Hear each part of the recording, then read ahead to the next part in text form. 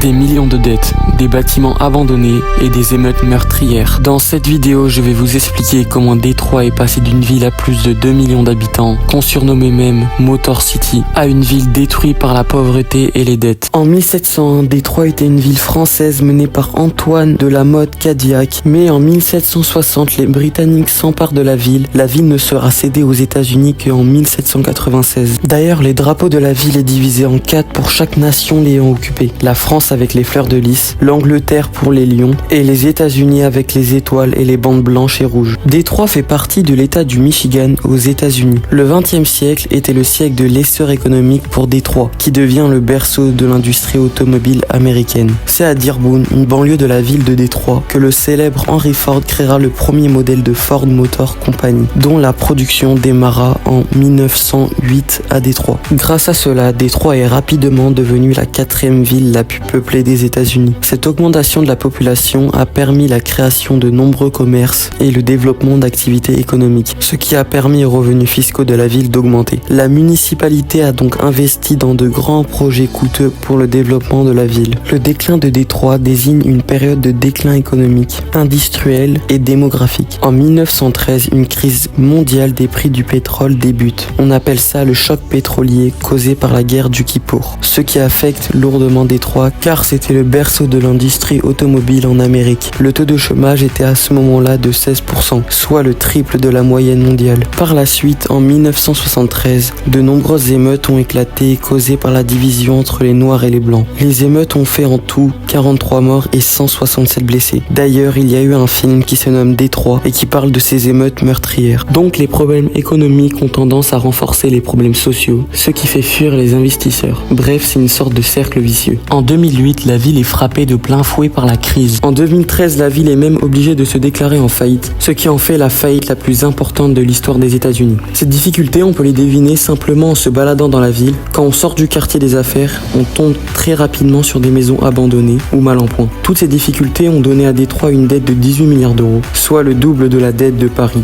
Détroit ont aussi mis en vente des $1 homes, tout simplement des maisons à $1. Mais bon, c'était surtout pour pouvoir les reconstruire et attirer les investisseurs, car en général, les gens qui les achetaient avaient de l'argent, mais ça montre aussi comment le prix du terrain a chuté. La ville a mis de nombreux bâtiments qui étaient en faillite en vente pour attirer les investisseurs. Bien sûr, à des prix très bas comme le $1 home, mais ça permet de reconstruire les bâtiments et avoir de nouvelles entreprises. Eminem a aussi aidé Détroit en leur faisant un don de $250 000. En septembre 2010, le rappeur organisera un grand concert à Détroit avec son ami Jay-Z pour la réouverture du centre des Transmit de Motor City. Le rappeur a aussi écrit un morceau qui se nomme Beautiful, qui parle de sa ville de naissance Détroit. Dan Gilbert, le 126e homme le plus riche d'Amérique, avec une fortune estimée de $3,9 milliards, soit 2,8 millions d'euros, a joué un rôle très important dans la renaissance de Détroit en achetant très clairement le quart du centre-ville de Détroit. Il est aussi en discussion avec la municipalité de Détroit pour pouvoir acheter une prison en faillite, car Détroit n'a plus les moyens de la financer pour la transformer en un centre de loisirs pour enfants. Grâce à toutes ces activités et aides mises en place, Détroit a réussi à réduire sa dette à $900 millions, à retrouver une petite partie de ses habitants et la criminalité n'est plus présente. Je vais maintenant vous montrer des interviews trouvées sur YouTube d'habitants de Détroit. Well, Detroit is changing in so many ways. More youth, more young entrepreneurs coming in. It has a friendly base. So you see a lot different changes than it was maybe 15, 20 years ago.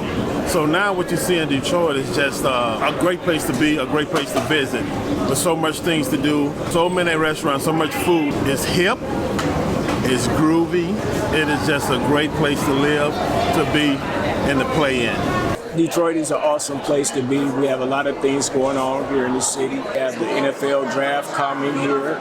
They've been revamping the city, bringing the city back, and it's a beautiful thing to see.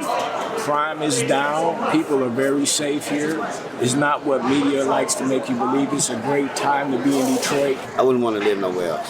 I mean, to come from the neighborhood that we came from to where I'm at now, it's a big difference. Like I'm on top of the world. I'm happy.